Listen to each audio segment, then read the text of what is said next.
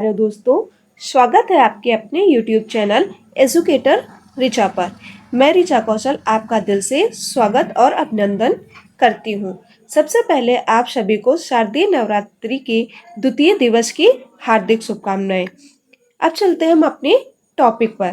तो जैसा कि आपको आपकी स्क्रीन पर दिख रहा होगा कि आज का हमारा टॉपिक है नरेशन, जिसमें मैं प्रीवियस वीडियो बना चुकी हूँ। प्रीवियस वीडियो आपने अगर नहीं देखी है तो आप प्रीवियस वीडियो देख लें। नरेशन का आज मेरा लास्ट लेक्चर है, जिसमें मैं एक्सक्लेमेटोरी और ऑप्टेटिव सेंटेंसेस को इनडायरेक्ट स्पीच में कैसे बदलते हैं उसके बारे में मैं बताऊंगी, और इम्परेटिव सेंटेंसेस के लेट वाले वर्ड्स को कैसे हम चेंज करते हैं उसके बारे में हम बात करेंगे। तो इस क्लास स्टार्ट करने से पहले सबसे पहले आप इस वीडियो को अपने फ्रेंड्स के बीच ज़्यादा से ज़्यादा शेयर कर दें, जिससे इस क्लास का फ़ायदा उन लोगों को भी हो सके। तो आइए चलते हैं हम अपने टॉपिक पे।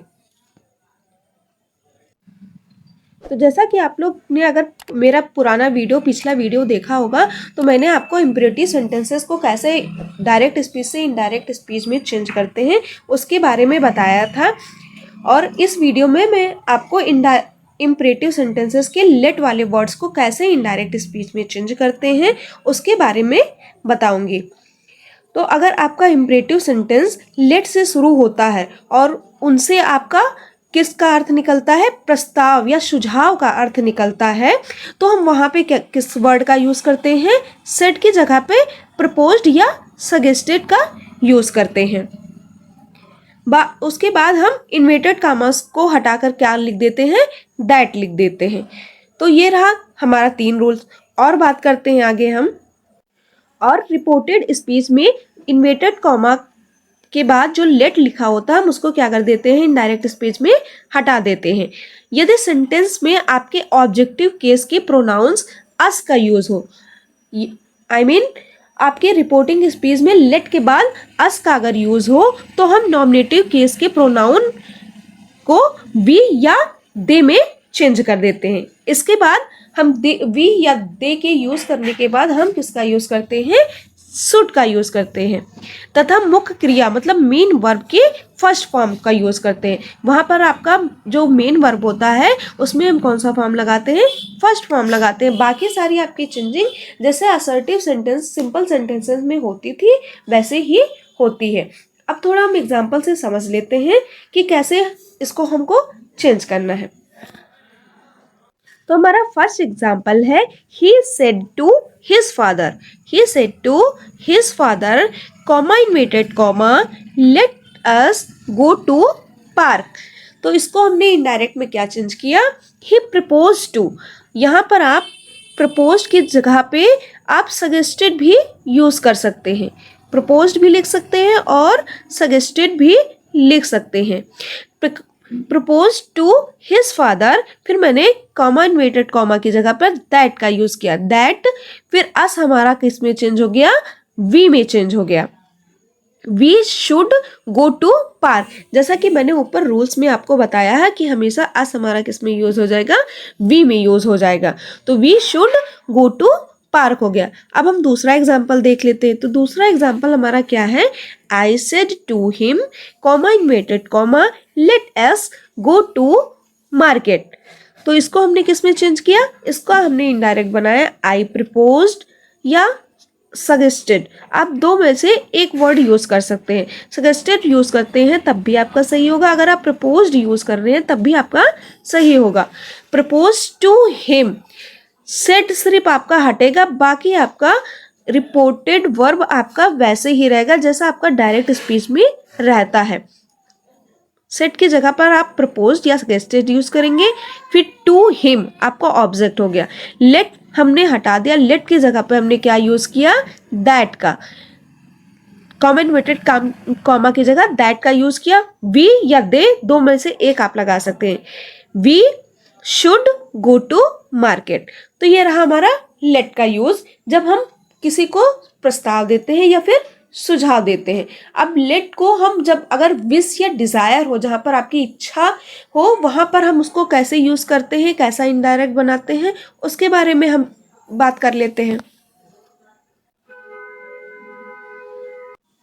तो अभी तक हमने लेट वाले वर्ड्स को देखा डायरेक्ट स्पीच में, इनडायरेक्ट में चेंज करते टाइम, जब जहाँ पे प्रस्ताव था आपका और सुझाव था। अब हम लेट का यूज़ जहाँ विश या डिज़ायर के रूप में करते हैं डायरेक्ट स्पीच में, उसको हम कैसे इनडायरेक्ट में बदलते हैं उसके बारे में बात करते हैं। तो उसका रूल ये है कि अगर आपका रिपोर्टिंग वर्ब सी, शेज, से, शेज या सेड हो तो उसकी जगह पर हम क्या चेंज करेंगे, विश, विशेस या विश्ड। जैसा आपका रिपोर्टिंग वर्ब का फॉर्म होगा उसके अकॉर्डिंग आपका इनडायरेक्ट स्पीच में रिपोर्टिंग वर्ब का कन्वर्सन होगा। जैसे से होगा तो विश हो जाएगा, शेज होगा तो विशेष हो जाएगा, और शेड होगा तो आपका विश्ड हो जाएगा।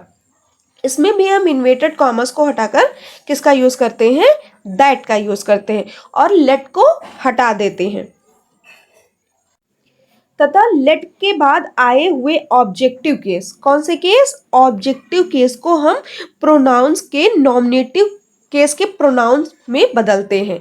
जैसा ये बदलाव पर्सन के अकॉर्डिंग होता है। कैसा होता है, पर्सन के अकॉर्डिंग होता है। जैसा आपका पर्सन होगा प्रोनाउंस का, वैसे ही आपका इनडायरेक्ट स्पीच में चेंजिंग होगा।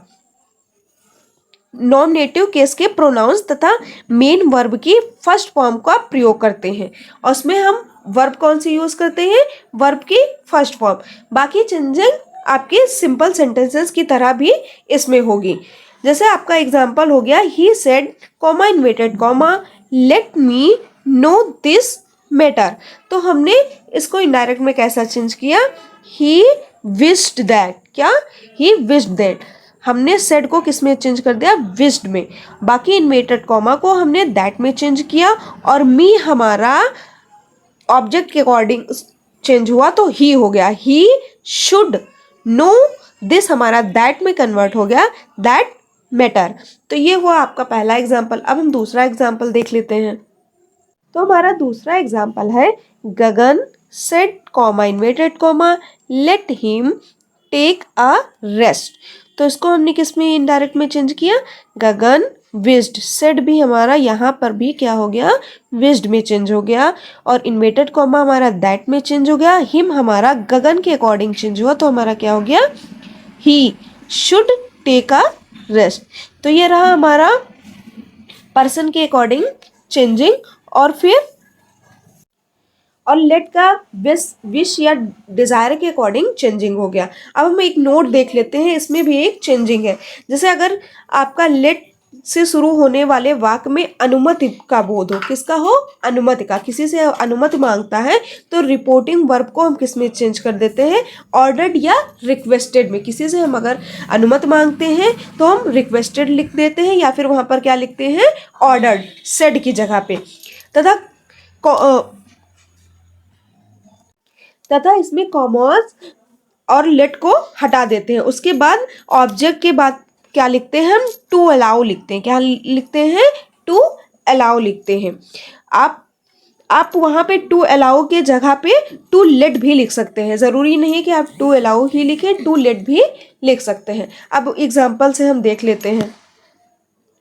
तो हमारा फर्स्ट एग्जाम्पल है, the master said to his servant, the master said to his servant comma inverted comma let him go home. Master से कौन अनुमति मांग रहा है, नौकर अनुमति मांग रहा है। तो इसमें क्या होगा, the master ordered his servant to allow, हमने कॉमा इन्वर्टेड कॉमा की जगह पर क्या लिखा यहाँ पे, to allow him to go home. आप इसको इस तरह भी बना सकते हैं, दूसरी तरह से भी बना सकते हैं। जैसे the master ordered his servant to allow him go home.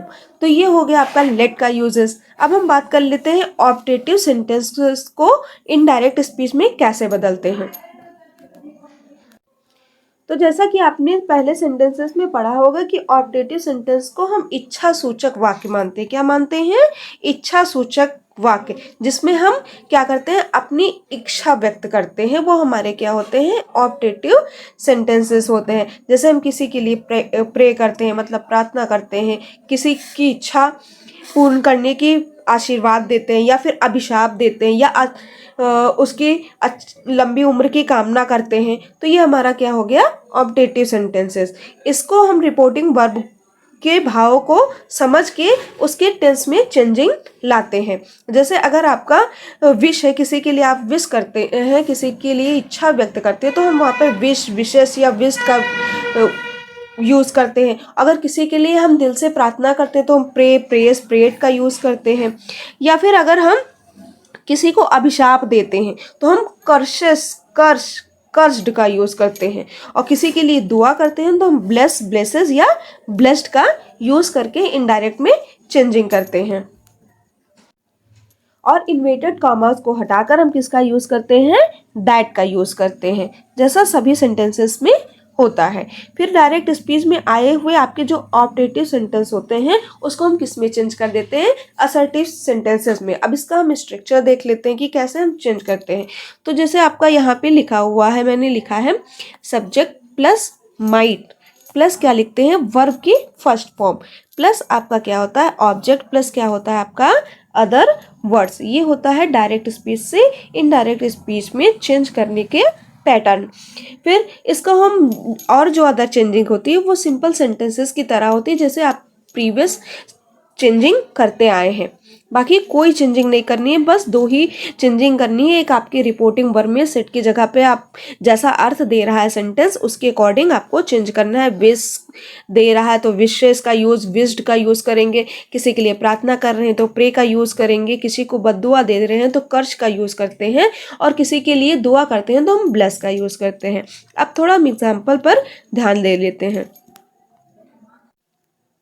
तो हमारा पहला एग्जाम्पल है she said to me comma inverted comma may you live long. मतलब उसने मुझसे कहा, क्या कहा, तुम लंबी उम्र तक जियो। जब हम किसी को बर्थडे विश करते हैं तो यही विश करते हैं ना, मे यू लिव लॉन्ग। तो इसका हम इनडायरेक्ट में कैसे चेंजिंग करेंगे, तो शी ब्लेस्ड, सेड टू की जगह पे हम क्या कर दिए, ब्लेस्ड का यूज कर दिए। She blessed me comma inverted comma की जगह दैट। फिर आपका मे आगे आ गया सब्जेक्ट के पहले, तो इसको हम सब्जेक्ट के बाद में कर देते हैं। यू आपका मी के अकॉर्डिंग, ऑब्जेक्ट के अकॉर्डिंग चेंज हुआ, तो यू आपका मी में चेंज होने के बाद आई में हो गया, और मे आपका माइट में, आई माइट लिव लॉन्ग। ये हो गया आपका ऑब्जेक्टिव सेंटेंसेस का चेंजिंग। अब दूसरा एग्जांपल से हम समझ लेते हैं। जैसे लिखा है आपका डायरेक्ट स्पीच में, they said comma inverted comma may God bless you. तो इसको हम कैसे चेंज करेंगे, इनडायरेक्ट में दे प्रेड, क्या होगा आपका यहाँ पे प्रेड होगा, क्योंकि वो प्रार्थना कर रहा है, किससे, भगवान से प्रार्थना कर रहे हैं। तो क्या होगा, दे प्रेड कॉमा इन्वर्टेड कॉमा की जगह पर क्या होगा, that God bless him. You आपका क्या हो गया, हिम में चेंज हो गया। तो ये रहा आपके दो एग्जाम्पल। तो अब हम बात कर लेते हैं नरेशन के लास्ट टॉपिक, एक्सक्लेमेटरी सेंटेंसेस को डायरेक्ट स्पीच से कैसे इनडायरेक्ट स्पीच में चेंज करते हैं। हमने ऑप्टेटिव की बात कर ली, लेट की बात कर ली, लेट में विश डिज़ायर की बात कर ली, और सजेस्टेड की बात कर ली, प्रपोज्ड की बात कर ली हमने, और भी जो टॉपिक थे सारे कंप्लीट हो गए। अब आपका लास्ट टॉपिक बचता है एक्सक्लेमेटरी का डायरेक्ट स्पीच से इनडायरेक्ट स्पीच में चेंज करना। तो जैसा कि आपने सेंटेंसेस में पढ़ा होगा कि एक्सक्लेमेटरी सेंटेंसेस उन वाक्यों को कहते हैं जिसमें आप अपनी फीलिंग बयां करते हैं। जैसे आपका हो गया जॉय, हो गया शारो, हो गया सरप्राइज, हो गया एंगर, हो गया कंटेम्प्ट, हो गया अप्लॉज, हो गया रिग्रेट, हो गई हैप्पीनेस, हो गया आदि जैसे वर्ड आते हैं, उनको हम कैसे चेंज करते हैं डायरेक्ट से इनडायरेक्ट में, उसके बारे में बात करते हैं। तो यह वाक्य आपके रिपोर्टिंग स्पीच में अक्सर किससे शुरू होते हैं, हेलो से शुरू होते हैं, एलाज से शुरू होते हैं, या फिर हुर्रा, आह, ओ, वेल डन, ब्रेवो, हा हा, ओह डियर आदि से प्रारंभ होते हैं। तो ये आपके कौन से कहलाते हैं, एक्सक्लेमेटरी सेंटेंसेस कहलाते हैं। अब थोड़ा ध्यान दे लेते हैं हम इनके रूल्स पर कि इनको चेंज कैसे करते हैं डायरेक्ट से इनडायरेक्ट में। तो अगर आपके रिपोर्टिंग वर्ब में नीचे दिए गए टेबल के अकॉर्डिंग वर्ड आते हैं तो आप उसका वर्ड चेंज कैसे करते हैं उसको हम देख लेते हैं। तो अगर मैंने टेबल बनाया है, एक तरफ मैंने एक्सप्रेशन लिखा है दूसरी तरफ आपका क्या लिखा है, चेंज वर्ड। तो अगर आपका एक्सप्रेशन खुशी या प्रसन्नता में हो तो हम वहाँ पे सेड की जगह पे क्या लिखते हैं, एक्सक्लेम्ड विद जॉय। अगर आपका दुख में हो तो हम वहाँ पे किसका यूज करेंगे, एक्सक्लेम्ड विद शारो का।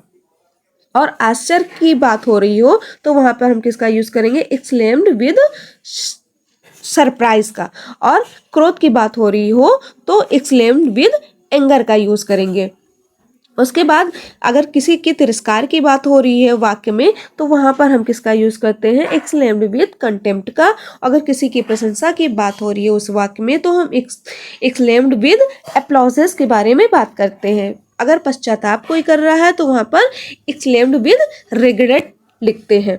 तो ये रहा आपका टेबल एक्सक्लेमेटोरी का। अब वहां पर इतना सेट की जगह पर हम इसको चेंज करते हैं।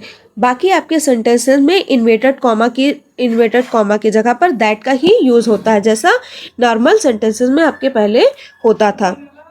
उसके बाद वाक्य में आए हुए सभी इंटरजेक्शन कैसे होते हैं, विस्मय सूचक शब्दों को हटा देते हैं।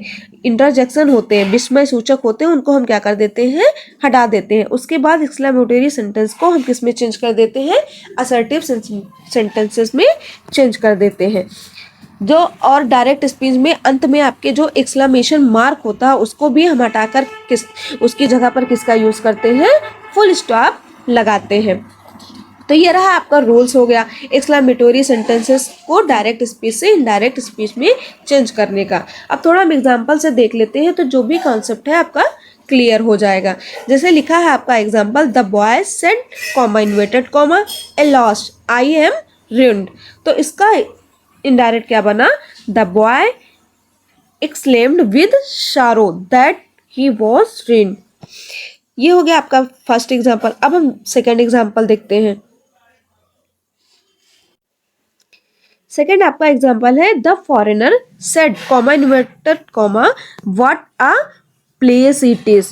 तो इसको हम इनडायरेक्ट में क्या चेंज करते हैं, the foreigner exclaimed with Joy या फिर सरप्राइज का यूज करते हैं। किसका यूज करते हैं, जॉय या सरप्राइज का यूज करते हैं। कॉमा इन्वर्टेड कॉमा की जगह पर that it was a very beautiful place का यूज करते हैं। आपके डायरेक्ट स्पीच में यहाँ पर एक्सक्लेमेटरी मार्क है, उसको हम इनडायरेक्ट में बनाते समय उसको हटा देते हैं। आपका थर्ड एग्जाम्पल है, the student said to teacher happy Diwali sir.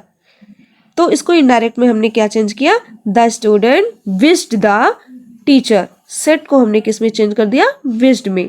Wished the teacher respectfully a happy Diwali. अब लास्ट एग्जाम्पल हम देख लेते हैं। लास्ट एग्जाम्पल हमारा है, he said comma inverted comma goodbye. तो इसको हम इनडायरेक्ट में कैसे चेंज करते हैं, यहाँ पर हम सेड की जगह पर बेड का यूज करते हैं। किसका यूज करते हैं, बेड। ही बेड मी गुड बाय। तो ये आपका हो गया लास्ट एक्सक्लेमेटरी सेंटेंसेस। तो आज आपका नरेशन फिनिश हो गया। अब मिलते हैं नेक्स्ट वीडियो में नेक्स्ट चैप्टर के साथ। उससे पहले मैं सोच रही हूँ कि आप लोगों के साथ मिसलेनियस सेंटेंसेस करवा दूँ नरेशन। अगर आपको मिसलेनियस सेंटेंसेस की एक्सरसाइज चाहिए तो प्लीज़ नीचे कमेंट ज़रूर करें। मिलते हैं नेक्स्ट वीडियो में नेक्स्ट टॉपिक के साथ। तब तक के लिए जय हिंद, जय भारत।